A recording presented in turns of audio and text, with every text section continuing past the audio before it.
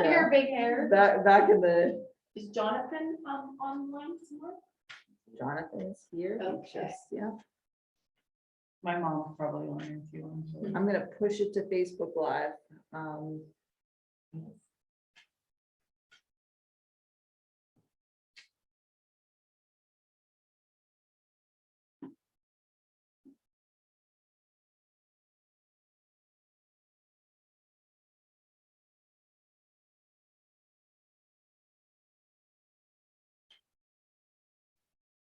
All right, Jonathan, this is Laura Jacob. Nice to meet you virtually. Can we just do a sound check here before we get started?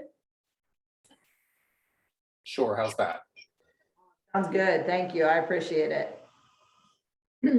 So Jonathan, I'm going to end up sharing my screen here, and we have your slides on there.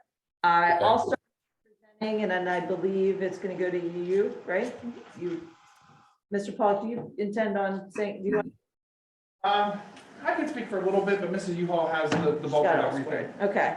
And so Jonathan, I'm gonna push it out to Facebook Live. So we do this Facebook Live. We're also recording it. We also have some family members here in the audience physically. So so we're just kind of gonna blend that together, and we'll hand it over to you whenever your slides come up. Okay. Perfect, thank you. Really appreciate you doing this and joining us virtually. Oh, sure, no problem. All right. So be patient with me. I'm not the best when it comes to transfer Facebook Live here.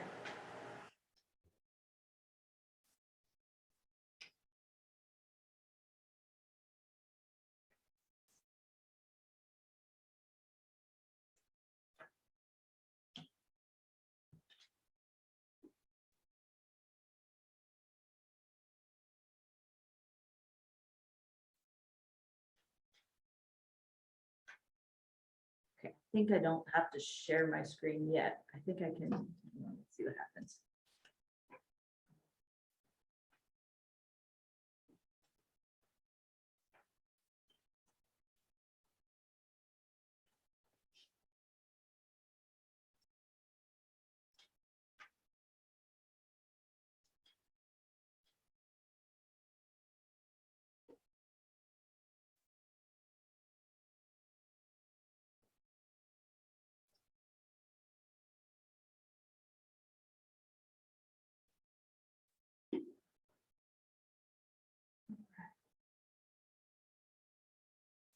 Here. Screen.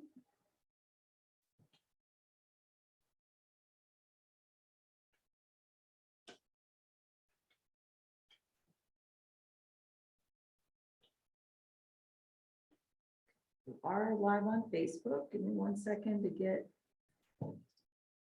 scholarship night presentation up.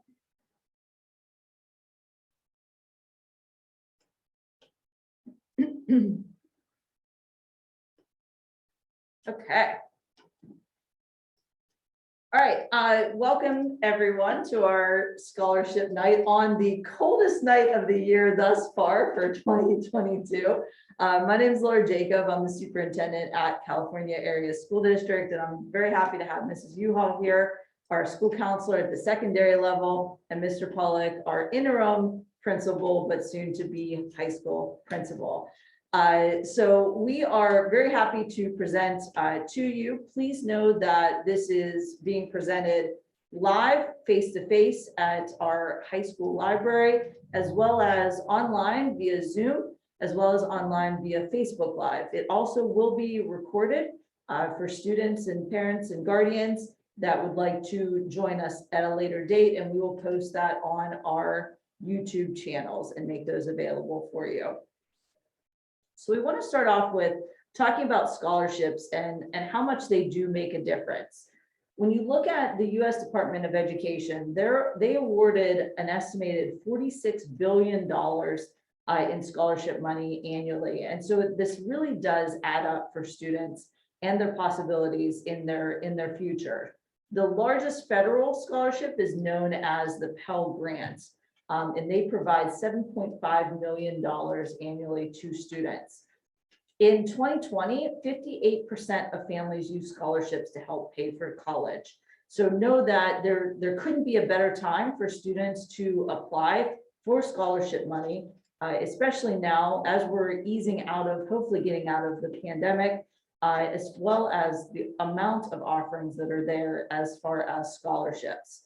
And when we look at, for students in general, scholarships and grants have helped to pay about 19% of college costs. There's an estimated 1.7 million private scholarships, and $8.8 billion was awarded in need-based scholarships to students. And the average scholarship is worth $7,400. With an average, when you look at first-time undergraduate students, those that receive government grants as well as scholarships and they complete a four-year college, they can receive typically on average almost $14,000 annually. It's $13,690. And those students who receive a grant at a private four-year college, it's typically around $8,000. Athletic scholarships, interestingly enough, only account for less than 2% of high school student athletes that are planning to attend college. But one of the key points in all of these numbers and all of these data points are that we want to prove to students that this does add up. And sometimes where a student might think that a private university wouldn't be affordable, could become affordable through scholarships and grants. And same with public access. So access to public education options when it comes to universities and colleges. Please know that the more students apply to those pieces, we can help them make that become a reality. So they do have the possibility of joining it, as well as being part of college and university experiences. Now, the first part that you have to start off with before you even start writing is going to be the FAFSA. And so, Mrs. Yuha, are you going to touch base on the FAFSA? Not so much, but I Okay. think that maybe Jonathan. probably would. Okay. So we are happy to have Jonathan joining us. And Jonathan's joining us via Zoom. Jonathan, do you mind if I hand off the baton so that you can talk about the FAFSA? Sure. Sound great, Jonathan. Go ahead. Okay. Good evening, everyone. My name is Jonathan Warner. I'm a higher education access partner with Pennsylvania Higher Education Assistance Agency. Our primary mission is to assist students in creating affordable access to higher education. So first things first, really in the financial aid process is the free application for federal student aid. I do want to emphasize the word free. It is a free application. You do not have to pay anybody to assist you in completing it. If you do find that you need assistance, my contact information is included in this presentation, so please feel free to reach out to me. I'll be happy to help you in any way I can. Now, the FAFSA does become available October 1st of the student's senior year. So this year it was October 1st of 2021. The student and a parent should create what is known as an FSA user ID for the student and the parent completing the FAFSA. If the parent already has one for themselves or another child, they may use this one. Okay, so you can use the same ID. You don't have to go through the process of creating another one. The student and the parent may not share an email address or a mobile phone number when creating the ID. The ID, federal student aid will basically email you a code as well as text you a code to verify who you are. So if you have the same phone and email, they're not going to allow that. Now, this ID will provide access to the FAFSA, the IRS Data Retrieval tool, which we'll talk about a little bit, as well as federal student aid online systems. Excuse me. So when completing the 22-23 FAFSA, which is the one that you're going to want, assuming your student is attending college next year, the student and parents should have all 2020 W-2s, the 2020 federal tax returns, all current asset values, social security numbers, and email addresses. Now you notice that we're using 2020's tax return, but current asset values. Okay, so whatever money you might have in the bank, in your checking or savings account, as of the day that you're completing the FAFSA, you're going to want to enter that information under the asset values. When entering information from the tax return, it's strongly recommended that you use the IRS Data Retrieval tool, as this will import all necessary tax information from the IRS's site directly into the FAFSA, which this is a very safe, secure, handy tool to use. It makes it a lot easier to complete the FAFSA, whereas way back before everything went digital and we completed paper FAFSAs, you had so many questions to answer. Can we advance to the next? Jonathan? Thank you. Okay, so delving a little bit more into the IRS Data Retrieval tool, students and parents can transfer their IRS tax return income directly into the FAFSA. So it's very handy, very simple to use. I will point out that the data retrieval tool may not work if the student or parent is married and file a separate tax return from their spouses, is married and filed as head of household, the FAFSA marital status doesn't match the IRS tax return, or if they filed a Puerto Rican or a foreign tax return, or if they unfortunately were a victim of identity theft involving the federal tax return, or if you use an address that does not match their federal tax return. This happens very frequently. I was assisting somebody from Mount Pleasant a few weeks ago, and on the data retrieval tool, she spelled out Mount Pleasant. However, on her tax return, Mount was abbreviated to MT period. So we had to change the Mount to MT period. As soon as we did that, everything just shuttled into the FAFSA, which was, again, very convenient. Okay, thank you. The FAFSA basically is broken into 7 sections. First of which is the student demographics. Second is the school selection. Third is the dependency status. So you'll notice that they're going to determine whether or not the student might be independent prior to delving into the parents' information. If the student is found to be a dependent, then we get into the parents' demographics as well as their financial information. We then sign and submit, and then there's the confirmation page. Now, we can advance, please. On the confirmation page, this is very important because on the confirmation page, there's a link to the Pennsylvania State Grant Form. Once the FAFSA is completed and signed by both student and parent, you will be taken to the confirmation page. And on this page, in the right-hand side of the screen, there's a little blue box that says complete or start your state application to apply for the Pennsylvania State-based financial aid. This will take you directly to FIA's site to complete the Pennsylvania State grant application. Now, if something happens, I've seen it when we've done FAFSA completion nights and such, there might be tech issues or the internet goes out after we get to the confirmation page. Don't worry, FIA will then email, once we receive the FAFSA information, we'll email the student stating, you know, it looks like you're a resident of Pennsylvania, you may be eligible for the state grant. If you would care to, please complete the application by clicking this link, and then that's that. Now keep in mind, you only need to complete the Pennsylvania State grant application once. Once we have that information in future years, we'll just reach out and do the calculations and determine whether or not you're eligible for the Pennsylvania State grant. This is different from doing the FAFSA, in which you have to do that every year that the student is in attendance at college or school or trade school, tech school, whatever your options might be.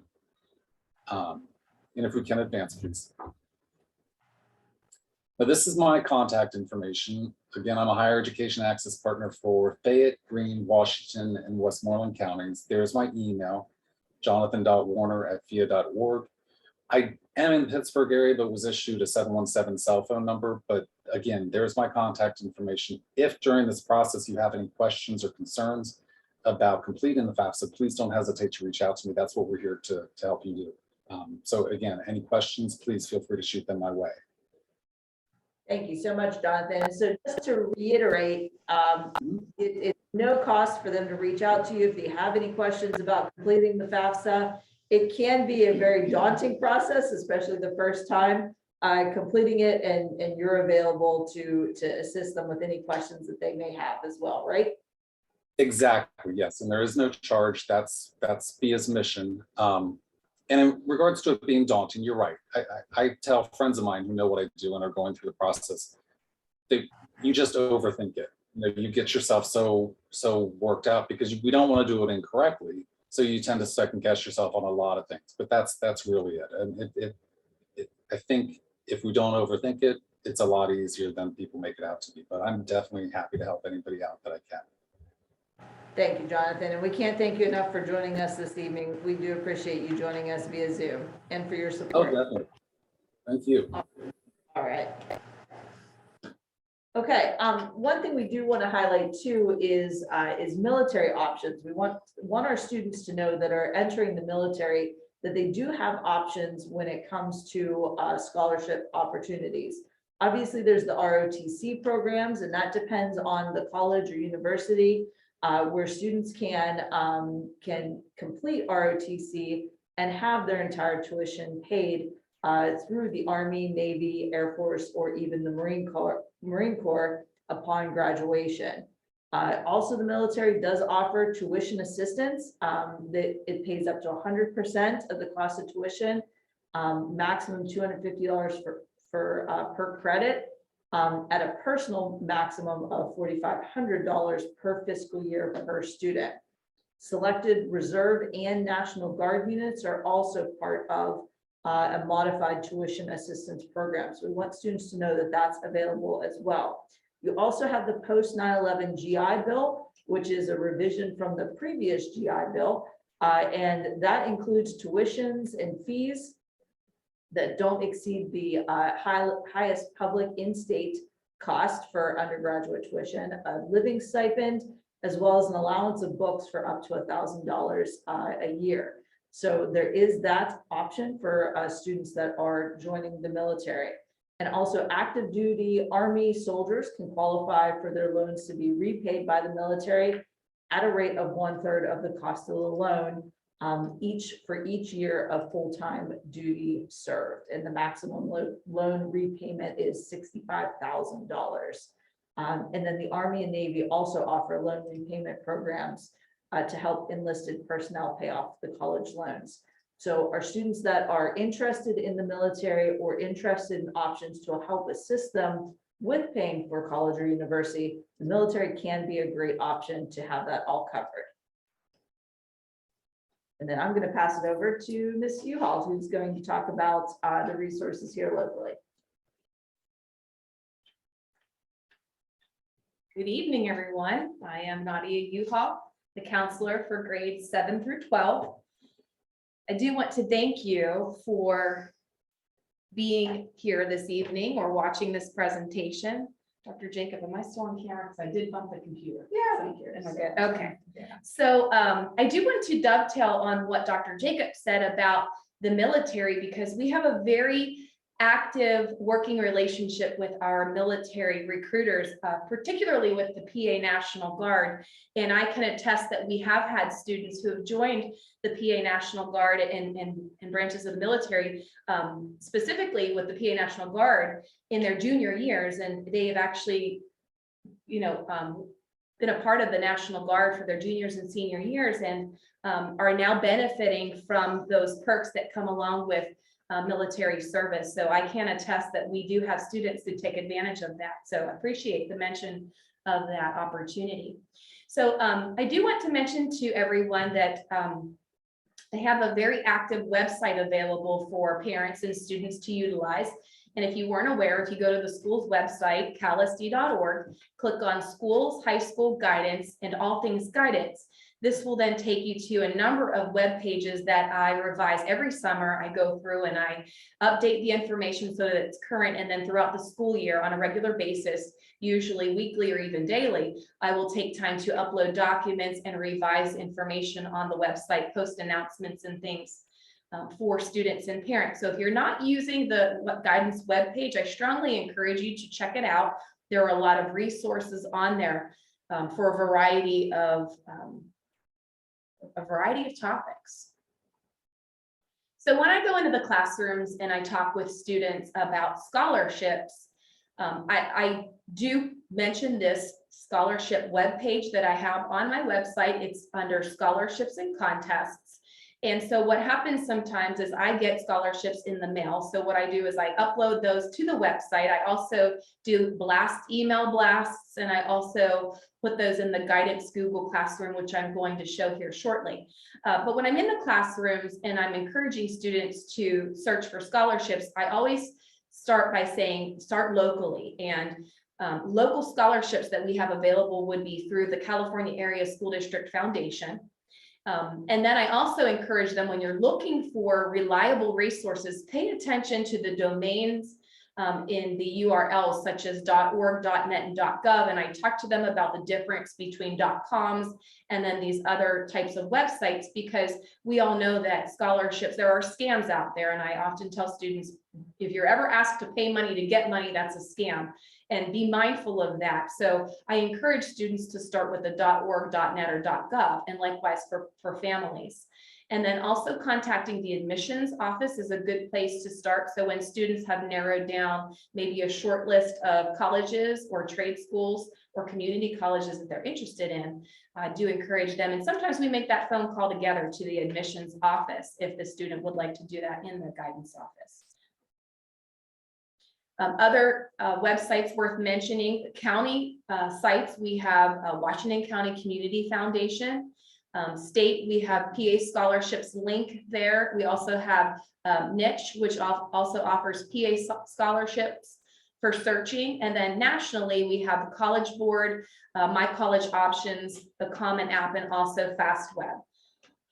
So I do have a screenshot of my guidance Google Classroom. So all students who are grade 12 students, actually 6 through 12, have access to a guidance Google Classroom, but parents and guardians and families, I would encourage you to join your students in my Google Classroom. So you can just email me and ask for access to that. And I send out announcements, different events that we have going on here at the school, or just general information that's important for students in each of those grades to know. So I strongly encourage you to join my Google Classroom, and then you would get those updates just as the students are getting those.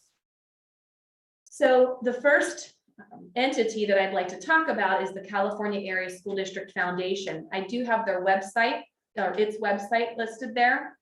This year, for the spring, they are offering 24 local scholarships. This is tentative. This list could possibly grow. And Mr. Tony Mullish is our foundation contact person who's provided this for us for this evening. In addition to the 24 local scholarships, students do have to, in order to earn those, students do have to provide some documentation. And this would be an updated resume, the application that the foundation has provided, interview questions, if that's applicable for a particular scholarship, an essay, and letters of recommendation, if those are asked for in each of those scholarships. So it just depends on which of the 24 students are applying for. They can apply for more than one. And the foundation is very generous in distributing those scholarships. So we do appreciate all of the hard work, and Dr. Jacob will be contributing to that cause there this February. They are having the Frosty Frolic. So if you click on the link that I provided, you'll see there more information about maybe being a sponsor or participant for the Frosty Frolic in February. So the due date for the scholarships for seniors this year for the foundation would be Thursday, March 31st. And all of that information would be submitted to Mr. Tony Mullish as an email attachment, and it needs to be submitted by midnight on March 31st. And we do want to give a shout out to the foundation and all of its members who work very hard all year round to make this possible for our students to be able to benefit from the monies raised to further their education. So this documentation is available in the guidance Google Classroom. It's available on my webpage, and I also have printed copies in the guidance office if students would like to stop by and get a printed version of the documentation. This is the Washington County Community Foundation. Again, when I'm talking to students about searching locally, first we have our foundation scholarships, and then I encourage them to then look at the Washington County Foundation. And so this is their website. And if you look where it says to the right of the page for scholarships, You can search by school district and you can search by Washington County. And so our students are encouraged to look at the Washington County scholarships that are available. See, our foundation provides those scholarships that we offer in-house. So that's why ours aren't listed on there. However, there are Washington County scholarships available through the foundation. College Board is the entity that offers this SAT and PSAT and AP tests. This entity also provides a wonderful resource that most of our students aren't aware of or don't use as much as I'd like them to use. But if the student creates a profile, a username and a password, the student can customize a search. And this is a great reliable source for that scholarship searching. So there's a tab there that says Big Future, and underneath that there are links to take you to those search engines, which will provide good information for scholarship searching. So the student merely needs to just create an account. Most of these students who are college bound have already created an account for the SAT or PSAT. And so this is also a free resource. You don't have to pay for access to College Board. And this is what the page looks like once that link is clicked for the scholarships. There you can search for scholarships. Educationplanner.org is another reliable site that we use. And you can also see there on the left that it says there's scholarships, find grants or scholarships. So what I tell students is grants, remember that's free money. It's like a gift, G&G, gift money, grant money. And those are very important to look for and search for. So we have that. And we also have, again, it says scholarships there. And this is what that next page would look like. And then I also encourage students that this does take some legwork. So whenever they're wondering where to go, how about in the community, within the community? So we often have banking institutions that offer scholarships, fast food restaurants that offer scholarships, parents and guardians and family members, their workplaces often offer scholarships. So I will have individuals contact me asking for maybe a copy of a transcript or a letter of recommendation. So that might be another source for scholarships. And then businesses within the community would also be worth going to in person, working on those communication skills and finding out whether or not there are scholarships available. I did also want to mention for most of the seniors did come in over the summer and met with me one-on-one, and we generated schedules, but I also use that as a time to present this folder's worth of information. I do have more of these in the guidance office if any families would like another folder. And in here is a lot of what we talked about this evening. I love FIA. I'm a big fan. I get excited over the summer ordering free FIA materials. I'm one of those. And I actually take a picture. I lay all of the materials out on the desk, the nerd that I am when it comes to loving free resources. And I humor myself by taking pictures of my free resources. So I do, I enjoy this very much. And I also have a handout here that is included in that folder, but I have more for us here who are present, more students who'd like to stop by. On the back, it does list a good collection of resources.coms, .orgs for scholarship searching. So I would encourage you to pick one of these up, or feel free to email me. I can always scan and send this as well. So thank you for your time. Please reach out to me if you need my email. If you need to, my email is uhalln@calisd.org. Thank you. Thanks, Mrs. U-Haul. You can see why she's perfect for a school counselor, because she gets excited over free FIA materials. So what we want to reiterate to our families here, as well as to our students and parents and guardians that are out watching us via cyber, please know that we are here to support you. There are billions of dollars available out there. You just have to do a little bit of legwork and a few applications in order to get access to that money. You might not get every scholarship that you go after. However, the ones that you do will make a tremendous difference in your ability to continue your education. And it is worth all of the efforts that you're going to put forth to have those applications set out. Please also know you should not have to pay in order to apply for any scholarships or grants. That's something that would be obviously a scam. So we do not want you to feel as though that needs to be the case. Make sure that your FAFSA is done first. That's your first step.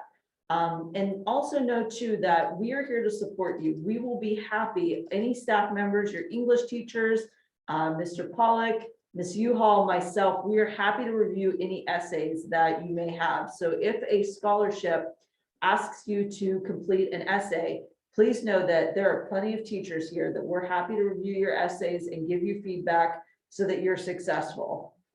When you may not know it at this point in time, but once you get to college, every little dime counts and makes a significant difference. So you want to spend the time here this spring, reach out, start locally with the foundation, with Washington County as well, and secure some local scholarships, as well as go after some of the bigger scholarships that are available statewide as well as nationwide.